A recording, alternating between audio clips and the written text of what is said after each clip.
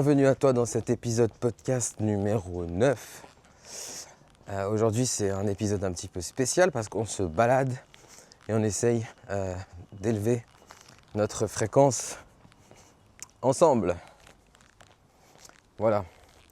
Et en fait pourquoi je fais cet épisode? Parce que j'ai vu il n'y a pas longtemps, il y a quelques jours de ça, puis là c'est une montée donc il faut que je respire. J'ai vu il y a quelques jours de ça un post d'un gars que j'aime bien, qui dégage de très bonnes énergies, qui pour moi est un élu, qui partage sa vision des choses. Et comme tout le monde le sait actuellement, nous sommes dans un changement de fréquence globale, planétaire, qui peut engendrer beaucoup de changements dans nos vies, émotionnelles, matérielles, spirituelles, etc. Et en fait, il disait que il était très... Bon, des fois, moi aussi, je suis un peu... j'ai ma vision un petit peu comme ça, un petit peu carrée, un petit peu... des fois flexible, mais je respecte la vision de chacun. Et il disait que dans ce changement, tous ceux qui sont encore avec des ressentiments de jugement n'accéderont pas à la nouvelle fréquence vers laquelle nous sommes en train de transitionner globalement à l'échelle terrestre. Donc lui, il est vraiment radical. C'est tous ceux qui opèrent encore avec les ténèbres n'y accéderont pas. Alors, et ça m'a semé un peu la confusion en fait, parce que et quand quelque chose me sème la confusion, je vais rechercher quoi, pourquoi. Bon, apparemment, il n'y a pas de château, donc c'était un cul-de-sac.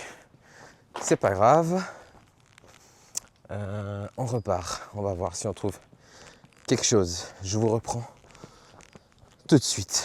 On va faire des petites pauses de moment présent. Je vais vous montrer la belle allée dans laquelle je me situe actuellement. C'est beau, hein? Je suis dans le sud de la France. Je suis parti faire une balade à Cassis. C'est très très beau.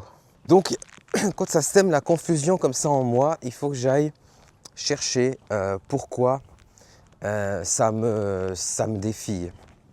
Et donc, dans ce qui me dérangeait vraiment, c'est finalement, dans sa vision, dans ce qu'il expliquait, c'est qu'on ne pourrait pas augmenter notre fréquence sans, si on a le moindre, si on refait le moindre saut dans l'ombre, si on refait le moindre saut dans l'ombre, alors que selon moi, on peut augmenter sa fréquence sans se déshumaniser. Parce qu'il ne faut pas oublier que nous sommes ici sur Terre pour expérimenter une expérience terrestre, avec tout ce que ça comporte, avec tout ce que ça implique. Nous sommes ici pour expérimenter l'ombre, la lumière, le matériel, et c'est à nous de pouvoir utiliser tous ces aspects de la meilleure manière possible et continuer à élever notre fréquence et à la maintenir la plus haute possible, parce que du moment qu'on a fait ce choix quantique, ce choix, c'est une décision de non-retour. C'est une décision finalement qui implique un changement définitif dans lequel il n'y a aucune négociation et aucune possibilité de retour en arrière, parce que c'est viscéral, c'est énergétique.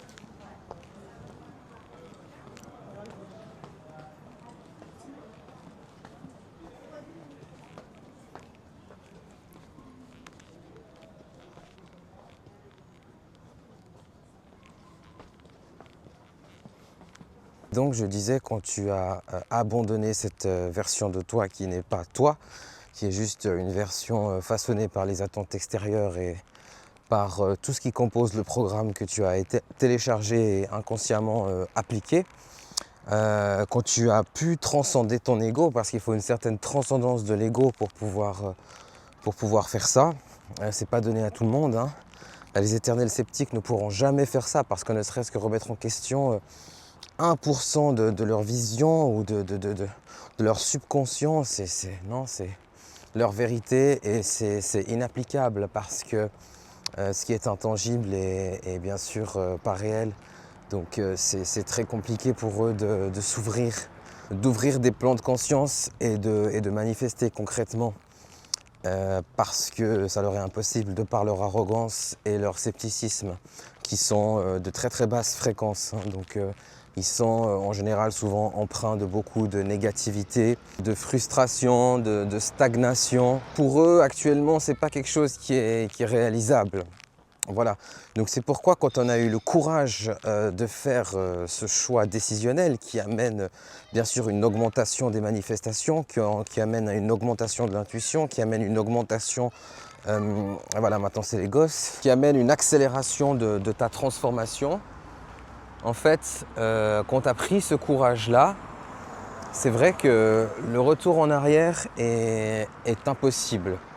Ça c'est sûr et certain parce que tu as changé de fréquence et d'ailleurs tout ce qui ne correspond plus à cette fréquence se dissout. Dans cette vie matérielle, tout ce qui ne correspond plus à cette fréquence se dissout littéralement. Et donc c'est pas parce qu'on a pu faire ce magnifique travail proposé par l'univers, et d'ailleurs j'en profite pour exprimer toute ma gratitude, que on n'a pas des jours. Donc c'est pas parce qu'on a fait tout ça qu'on n'a pas des jours ou des moments où on n'est pas en train de ressauter comme ça dans l'ombre. Et justement il disait, enfin il était tellement, on va dire, catégorique dans ce qu'il disait parce que pour moi, en fait, je pense qu'on peut augmenter sa fréquence sans se déshumaniser. Je pense qu'il ne faut pas oublier, enfin en tout cas moi ce que je reçois c'est que la fréquence la plus élevée ça reste celle de l'authenticité, au-delà de l'amour, et que en fait finalement d'être dans cette espèce de contrôle permanent de nos ressentis n'est pas naturel, n'est pas authentique. Hein, tu vois ce que je veux dire? Donc tu as un ressentiment, maintenant tu as un défi. Hop, tu es pris par une émotion de frustration, ou je sais pas, tu reçois un mail de ton équipe et dedans il y a une erreur, mais c'est la 15e fois que tu vois cette erreur, bam, colère, frustration, mais c'est pas à moi de contrôler ça, c'est pas à moi de faire ce travail, non, tu vois. Donc dès que tu as des moments comme ça, de défi, de frustration, de colère, de doute, est-ce que je suis à la bonne place, est-ce que je suis légitime, hein, on sait très bien que les personnes les plus intelligentes sont celles qui ont ce syndrome de l'imposteur qui revient le plus, toujours en train de se demander si elles sont bien, si elles sont assez, si elles méritent d'être là, etc. Alors que bien sûr, très très bien. Donc en fait finalement, c'est humain. C'est humain de se retrouver dans des ressentis. Nous sommes là pour expérimenter ça, mais en fait, le but c'est pas d'empêcher ça. Le but c'est pas de se déshumaniser. Le but c'est d'en prendre conscience, de laisser traverser cette émotion, mais de ne pas nourrir la spirale, de ne pas alimenter tout ce qui va s'en suivre, hein. Toutes les pensées, les branches qui vont se créer par rapport à ce ressentiment, c'est de couper d'entrée, c'est d'accepter, de comprendre pourquoi, de faire une pause et de remplacer cette pensée par une affirmation, par une réalité positive, élévatrice et à haute fréquence. Que ce soit de la revalorisation ou que ce soit une revisualisation d'une situation. Donc le but c'est pas de s'empêcher de vivre ces ressentiments-là. Je suis encore arrivé dans un cul-de-sac, hein. Donc je crois que... Mais la balade est magnifique, je vais vous faire un petit moment présent là.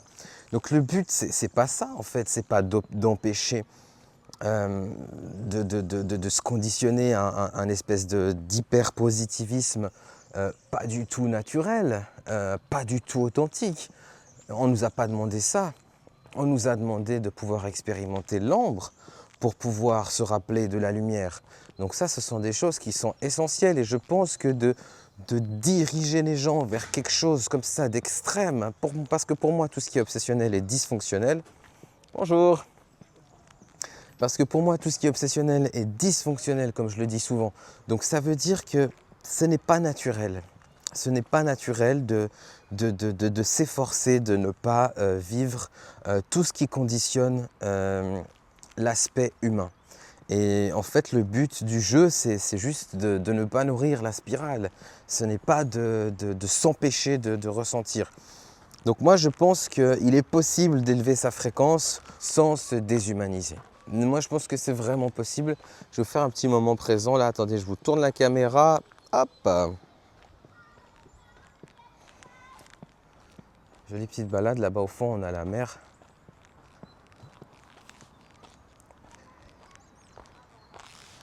Je vais essayer de passer par là pour avoir un plan de vue.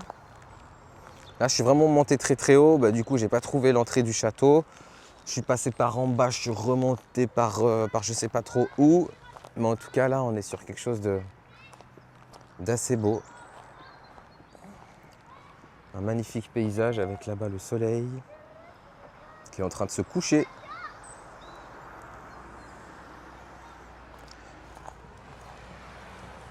Magnifique.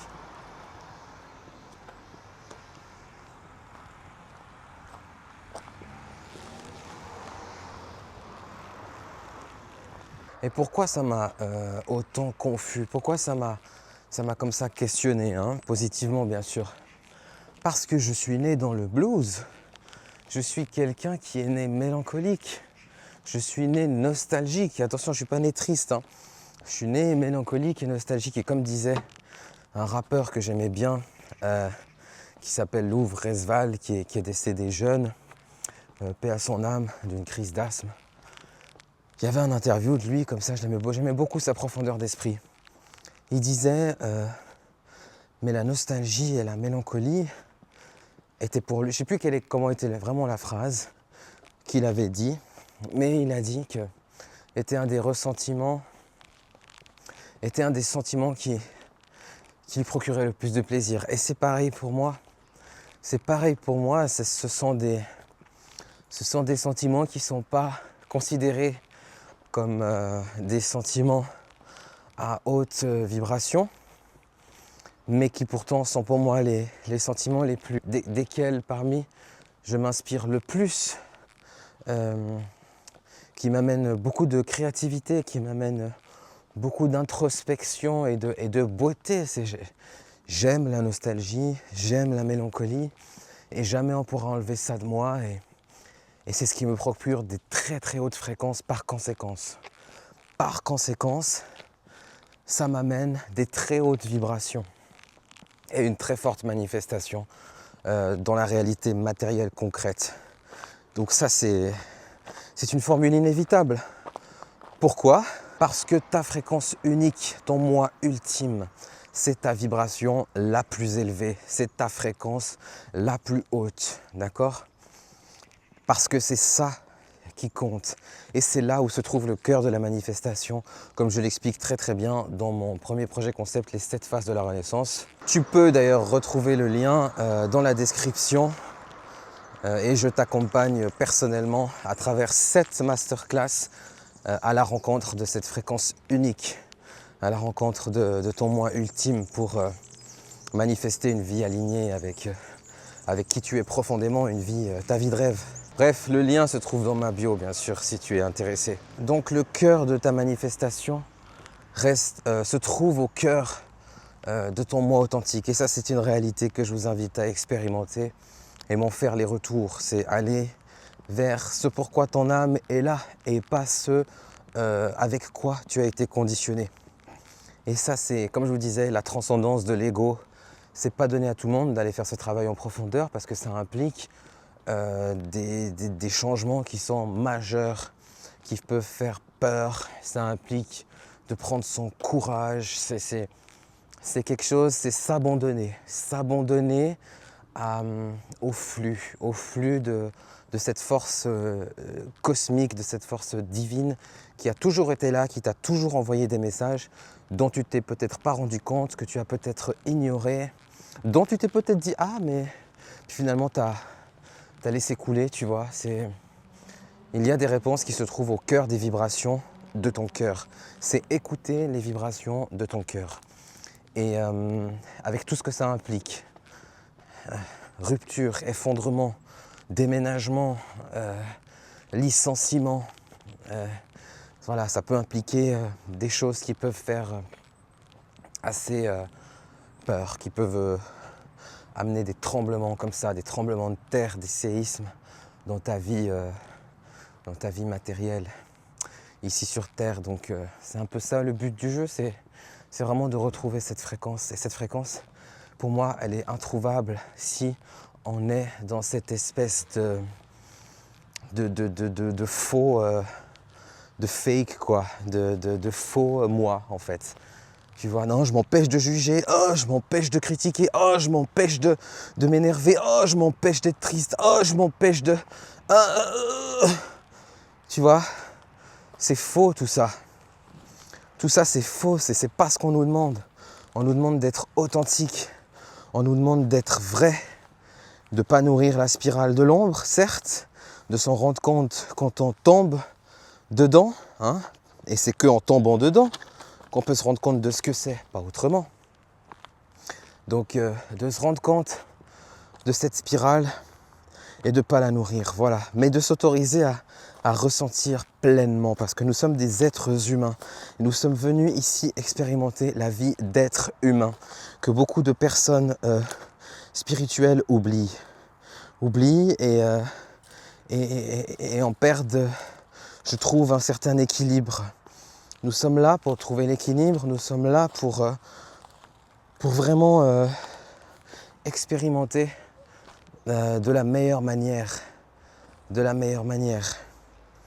la meilleure manière, c'est en restant fidèle à notre fibre authentique, avec tout ce que ça implique et tout ce que ça comporte. Et tous les ajustements qu'il faut bien sûr ensuite mettre en place. Je vais vous faire un petit moment présent parce que c'est beau là où je suis. Il y a le coucher du soleil là-bas. Donc je cherchais un château.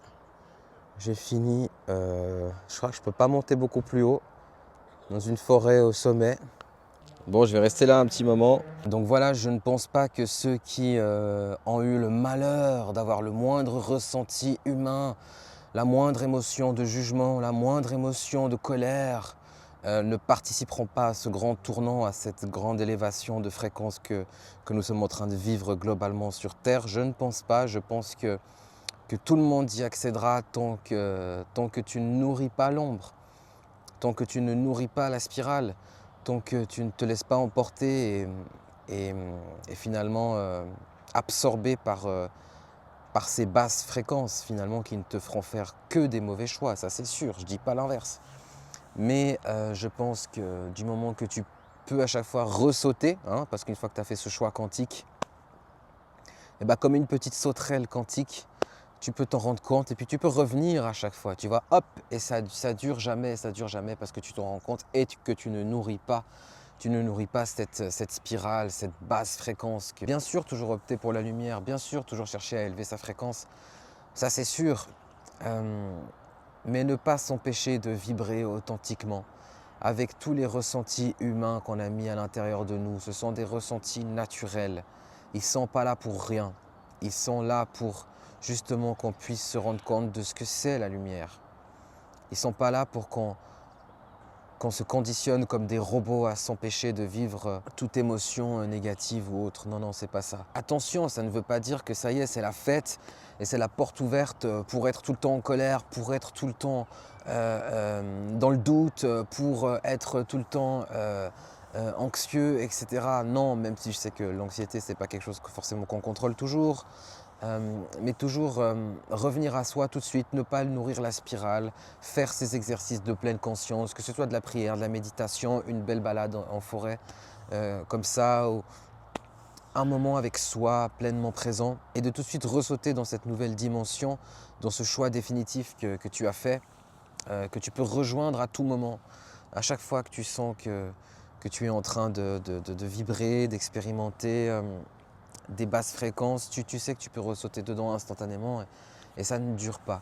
Ça ne dure pas parce que voilà, le but c'est de ne pas alimenter, ce n'est pas de ne pas s'empêcher de vivre, Ça, c'est pas naturel, c'est pas authentique et ça n'amène que de la frustration, ça n'amène que de l'incompréhension, de la confusion et une espèce d'obsession qui t'éloigne, de qui tu es, qui t'éloigne des vibrations de ton cœur. Tu ne les entends plus parce que tu n'es plus connecté, tu es dans le contrôle et l'obsession. Donc voilà, c'était un petit peu la balade quantique du jour. Je vous remercie d'avoir fait partie, de m'avoir accompagné aujourd'hui pour cette petite balade remplie d'imprévus, mais qui nous a fait terminer ici dans un magnifique endroit avec un magnifique coucher de soleil que j'ai là en face de moi. Gratitude pour cette balade, gratitude à l'univers de pouvoir vous partager tous ces messages que je reçois. Pour ceux que ça intéresse, je vous ai dit, et ça en vaut vraiment le coup, vous pourrez retrouver le lien vers mon premier projet concept de Renaissance, les 7 phases de la Renaissance, dans la description. Et puis en attendant, moi je vous dis, prenez bien soin de vous, choisissez toujours la lumière, et c'est tous ensemble qu'on avance sur ce beau chemin. Je vous souhaite à tous de beaux moments prochainement. Bisous.